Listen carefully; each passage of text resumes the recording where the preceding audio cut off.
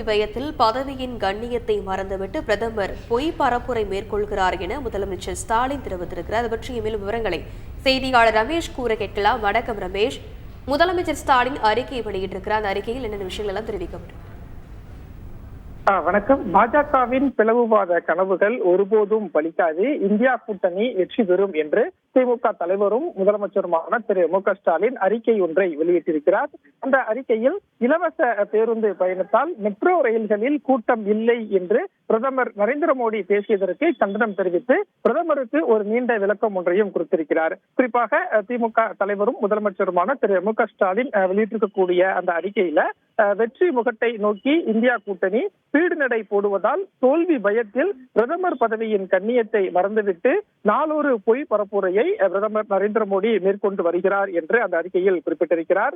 மேலும் பிரதமரின் பொறுப்பற்ற பேச்சுகளையும் அதனை தடுக்க வேண்டிய தேர்தல் ஆணையத்தின் அமைதியையும் நாட்டு மக்கள் அதிர்ச்சியோடும் வேதனையோடும் பார்த்து வருகிறார்கள் என்று முதலமைச்சர் மு.க. ஸ்டாலின் அந்த அறிக்கையில் சுட்டிக்காட்டியிருக்கிறார். மேலும் பிற்படுத்தப்பட்ட, தாழ்த்தப்பட்ட, ஒடுக்கப்பட்ட பட்டியலின பழங்குடியின மக்களின் வாழ்வில் ஒளியேற்றுவதற்கு இடஒதுக்கீடான உச்சவரம்பு 50 விழுக்காடு என்பதை நீக்க வேண்டும் என்று தமிழ்நாட்டு மக்களும் அதே போல சமூக நீதியின் மேல் ஆழ்ந்த பற்று கொண்ட தமிழ்நாட்டில் உள்ள அரசியல் கட்சிகளும் வலியுறுத்தி வருகின்றோம்.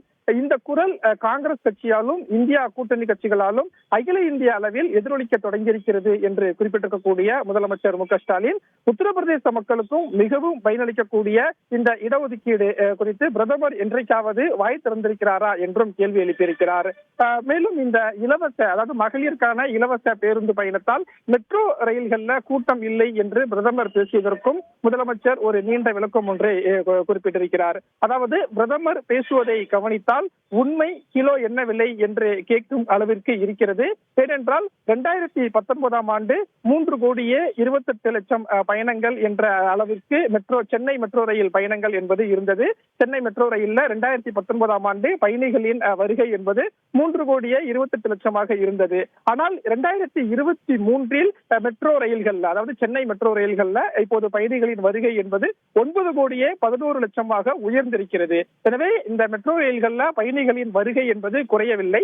சென்னை மெட்ரோ 2ஆம் கட்ட விரிவாக்கத்திற்கு ஒப்புக்கொண்டபடி நிதி எதையுமே தராமல் பிரதமர் நரேந்திர மோடி முடக்கி இருக்கக்கூடிய சூழல்ல இந்த உண்மைகளை எல்லாம் மறைத்து தமிழக அரசு செயல்படுத்தி வரக்கூடிய அந்த இலவச பேருந்து பயணமான விடியல் பயண திட்டத்தின் மீது வீண் பழி பிரதமர் சுமத்தி வருகிறார் என்றும் அந்த அறிக்கையில் குறிப்பிட்டிருக்கிறார்.